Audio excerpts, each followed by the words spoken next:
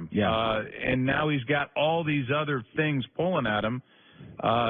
He's got a lot of work ahead of him.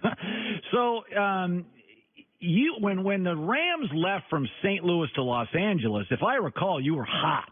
Yeah. You were not happy with Stan Kroenke. You were hot because you're a St. Louis guy. You love the Midwest. You still love the Midwest. Your kids are there. It's awesome. And then, glamorous, hip L.A. comes in and is like, and we bring the dishes out here. But now you kind of look at the Rams and you look at McVay and you look at their money and they're really exciting. And you're doing the game tomorrow against the Vikings. It's the best game of the weekend. I got to be honest with you. It feels like the league's better with the Rams in L.A. than St. Louis. Well, okay, and I got to be honest with you.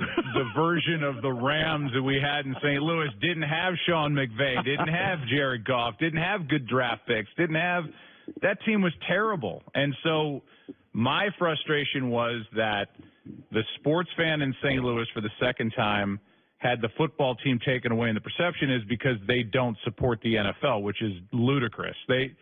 You saw it at the PGA Championship. People will come out of the woodwork when you at least meet them halfway and say, we're trying as an organization. They were building toward a move at the last 3 or 4 years. They knew where they were headed.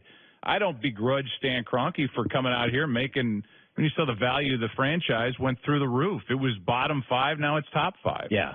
And for good reason. But this is a good, young, exciting team. Oh, if yeah. you pick this team up and put it back in St. Louis, you think they're having a tough time selling tickets and filling a stadium? No, they're not. I promise you that. Because when they were the greatest show on turf, that was easily the toughest ticket I ever had to try to get for friends and family back in St. Louis. That place was packed. So it's a little bit different. It's apples to oranges when you compare what the Rams are now to what they were when they left. I like your love for St. Louis. I'm very fond of that. Well, I thought it was bad for the city. To me, I want to see St. Louis prosper. I want to see downtown grow. When you take an NFL franchise out and they had plans for a new stadium and now all that's just scrapped, I think it's bad for the city. And I thought the St. Louis sports fan or football fan was not accurately represented in that whole transaction. So are you But I'm glad, on the other hand, let me put on the other hat, the Fox hat. The Rams being great in L.A. is great for everything. Yes. And so that's a different conversation. I'm just glad they're good, and they are. And I think they're easily the best team in the NFC. You could make the argument with what they have on defense when healthy. They're the best team clearly in the NFL. So, it's interesting. Do you know Aaron Rodgers because you've done a million of his games? Yeah. And I would think he would like you. You guys are smart and, you're culturally, kind of hip. You're very hip. You're very, very hip with it. Yeah. He hates me, and I'm okay with that because I think he got little rabbit ears. He's Kevin Durant a little bit.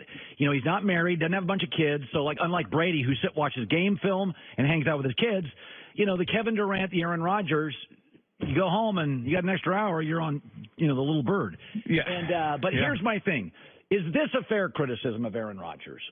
Is that he can be forget the family stuff. I've heard teammates take shots, this and that.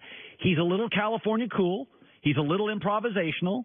Sometimes Brady's more coachable. And that Aaron, there's a reason quarterbacks don't get to as many Super Bowls.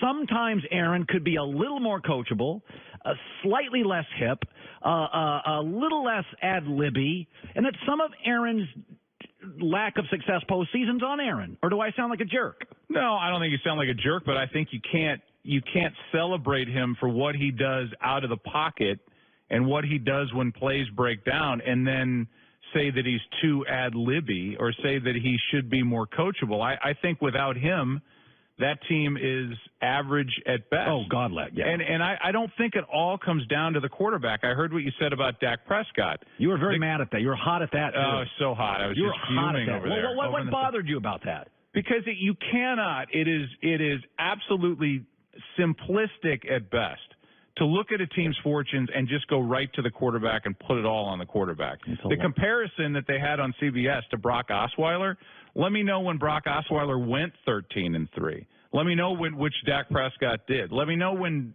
Brock Osweiler had a team that really circled as a rookie, as a fourth-round pick. This guy was phenomenal. Now they don't have an outside threat. They don't have a tight end.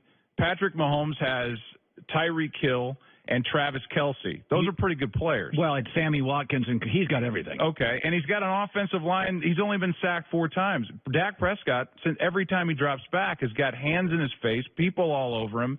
They can't really run the ball. I know Zeke had a good game Sunday in Seattle, but it was a quiet, good game. He's not had the kind of room he's typically had. So you like Dak? I think Dak is everything you'd want in a quarterback. He's tough. He's smart.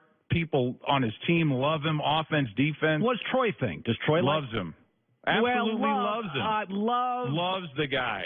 Thinks the guy is as solid as the day is long. So guys like me who says he's got a little bit of a low ceiling. Alex Smith. I think everybody's got a low ceiling with an average offensive line and average at best receivers, no tight end. I think everybody looks pretty low ceiling in that category. I saw you in the hallway yesterday. You made me sad. I drove home thinking about you. Uh-oh. Because Joe Buck travels the world, 5 Super Bowls. There's very few people, I'm not going to embarrass you. I would just say in my generation of sportscasters, I hold Joe to the highest regard of anybody. Very few people I get nervous around. I'm sweating right now talking to Joe Buck. But the point is, you told me something yesterday that kind of freaked me out. I can't wait to hear where this goes. Okay, so you told me, I said, you were up in my hometown, Seattle. And I said, did you go to Pike Place Market? Did you go to the first Starbucks? And he's like, no, I just sat in my room. And I said, Seattle in September, you stayed in your room. Yeah. That you didn't go out. And so, no. I went to... This is what Joe Buck does in Seattle. He sits in his room. That's good. Is that what you do? What kind of an art department are you hiding You here? were in Seattle in September. And why do you have cameras in my room, more importantly? Thank God. This must have been about 4 o'clock in the afternoon. Thank God. Troy Aikman is on Twitter and Instagram taking beautiful pictures of the sunset. He's enjoying the emerald. Oh, he pays people to go do that for really? him. He sits in his room, too. I want to go to my room. I want to turn the thermostat to 67. I want to get under my covers and read. I will go work out. I did go to Flywheel in Seattle. All right. But I don't care. I don't care about the, hey, in this great restaurant with this unbelievable pate that I had in Seattle. I'm going to go on sightseeing and throw fish and go to the first Starbucks. I couldn't care less. It pisses my wife off to no end. Really? She's a restaurant person and a foodie and a wine lover. Stunning, beautiful, smart woman that wants to see the world. And here's you in the room. And there's me. But I'm not wearing cowboy boots, so that's got to make you happy. That's pretty much me. I have a lot of work to do. I have reading. I have to show up on Thursday, tomorrow, and act like I've watched every minute of every game of the Vikings and the Rams when they kick off. That requires a lot of reading. Yeah, you just summed up my career. I've got to pretend like I watch this stuff. It's a lot of work. I feel your pain. I mean, you got the NBA. I don't even touch that. That's in a bin that I don't visit. Joe Buck, I love having you on the show. I love coming on. And I feel so bad because Joy's way over there, and I've not looked at her one damn time. I'm way closer than I used to be. Yeah, I used to have her out in the That's true, but I would have to do this. Couch. The mic's over here. If I talk to you, then I got to do that. We should change the angle of the chairs a little more. Joe Buck, back in a second. It's The Herd.